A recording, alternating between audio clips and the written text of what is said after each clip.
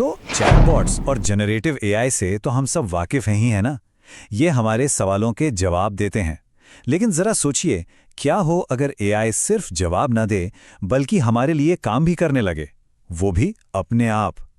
आज हम एआई के इसी अगले कदम यानी एआई एजेंट्स के बारे में बात करेंगे। मान लीजिए किसी को कहीं घूमने जाना है, तो वो एआई से सिर्फ ये नहीं पूछता कि बताओ कहाँ कहाँ जा सकते हैं, बल्कि एआई उसके लिए पूरी की पूरी ट्रिप, फ्लाइट से लेकर होटल तक सब कुछ खुद ही बुक कर देता है। बस यही है एजेंटिक एआई का कोर आइडिया। ऐसे सिस्टम्स जो हमारे साथ नहीं बल्कि हमारे लिए काम करते हैं।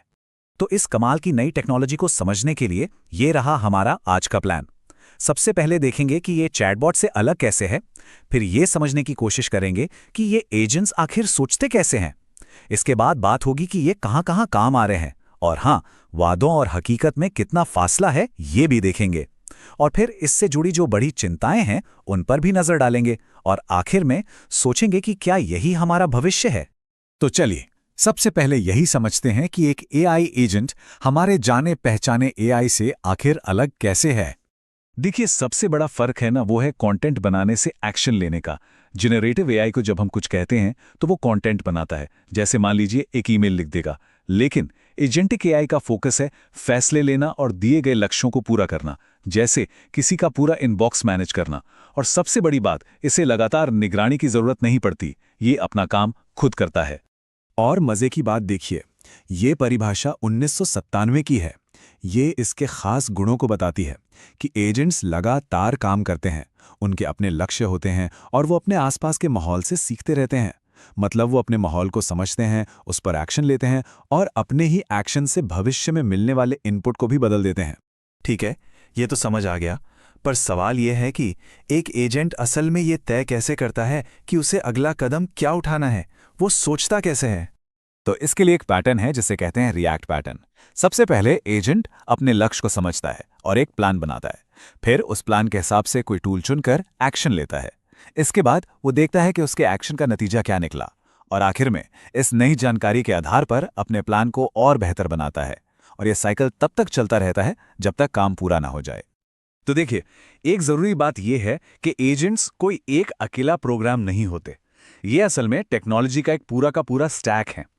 सबसे नीचे यानी इसके बुनियाद में होते हैं लार्ज लैंग्वेज मॉडल्स या एलएलएम्स, जो इसके दिमाग की तरह काम करते हैं। और फिर इसके ऊपर data operations, agent framework, security जैसी कई सारी लेयर्स होती हैं। चलिए अब देखते हैं कि ये सब मिलकर असल दुनिया में कैसे काम आता है, और आज के समय में ये एजेंट्स हमें कहाँ कहाँ काम करते हुए मिल सकते हैं। हाँ, तो अभी ये सब काफी हद तक एक्सपेरिमेंटल स्टेज में है, लेकिन एजेंट्स को कई अलग अलग रोल के लिए तैयार किया जा रहा है, जैसे कि सॉफ्टवेयर डेवलपर, बिजनेस के काम निपटाने वाले, वेब ब्राउजर चलाने वाले और रिसर्च करने वाले एजेंट्स।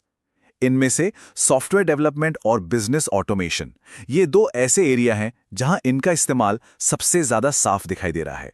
तो कोडिंग को ऑटोमेट करने से लेकर शहर की सर्विस कॉल्स का जवाब देने तक एजेंट्स धीरे धीरे प्राइवेट और पब्लिक दोनों सेक्टर्स में अपनी जगह बना रहे हैं।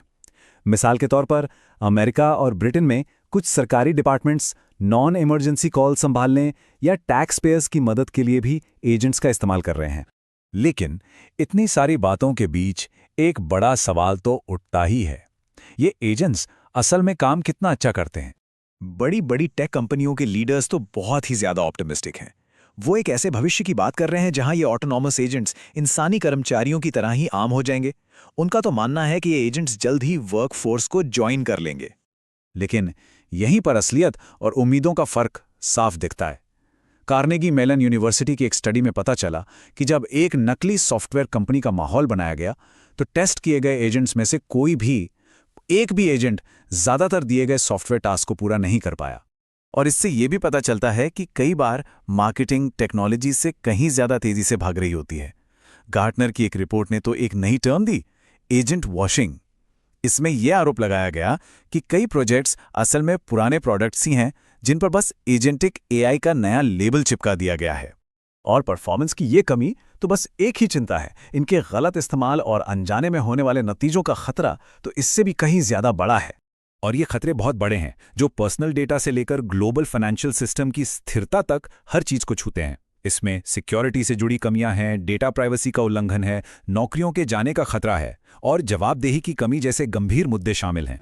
इस बात को समझने के लिए चलिए ओपनक्लॉ नाम के एक ओपन सोर्स एजेंट को देखते हैं। इसकी पॉपुलैरिटी इतनी तेजी से बढ़ी कि जो खतरे हमें कागज पर दिख रहे थे वो एकदम असल लगने लगे।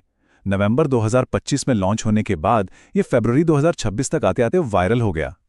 और फिर हुआ मोल्ट मैच इंसिडेंट। ये एक ऐसा केस है जहां ऑटोनॉमस एक्शन ने अपनी हदें पार कर दी।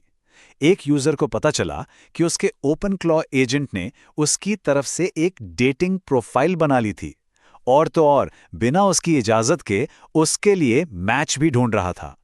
ये घटना कंट्रोल और सहमति को लेकर बहुत गंभीर सवाल खड़े करती है। यहां तक कि इस प्रोजेक्ट को बनाने वाले एक डेवलपर ने खुद चेतावनी दी कि ये टेक्नोलॉजी उन लोगों के लिए एक सिक्योरिटी नाइटमेयर हो सकती है जो एक्सपर्ट नहीं है। उन्होंने साफ साफ कहा, अगर आप कमांड लाइन चलाना नहीं समझते तो ये प्रोजेक्ट आपके सुरक्षित इस्तेमाल के लिए बहुत ज़्यादा खतरनाक है। और ये चिंता सिर्फ डेवलपर्स की नहीं बल्कि एआई की दुनिया के सबसे बड़े नामों की भी है।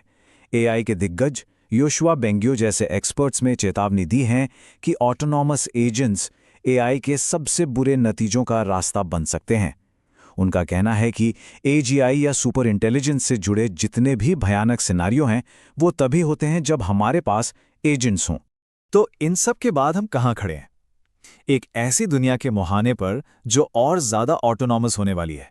हमारे सामने दो बिल्कुल अलग रास्ते दिखते हैं। एक तरफ वादा है कि एजेंट्स हमारी क्षमता को और बढ़ाएंगे, हमें बोरिंग कामों से आज़ाद करेंगे और इनोवेशन को बढ़ावा देंगे। और दूसरी तरफ खतरा है कि ये बड़े पैमाने पर नौकरियां खत्म कर देंगे, इंसानी स्किल्स को कमज़ोर कर देंगे और गलतियों की जवाबदेही तय करना मुश्किल हो जाएगा। तो जो सबसे बड़ा सवाल है वो सिर्फ ये नहीं है कि एजेंट्स क्या क्या कर सकते हैं, बल्कि ये है कि जब वो कुछ करते हैं तो उसकी जिम्मेदारी आखिर कौन लेगा। जैसे जैसे एआई हमारी तरफ से फैसले लेगा, एक्शन लेगा, आखिरी तौर पर जिम्मेदार कौन होगा, ये एक ऐसा सवाल है जिसका जवाब हमें इस टेक्नोलॉजी के साथ साथ ही खोजना होगा।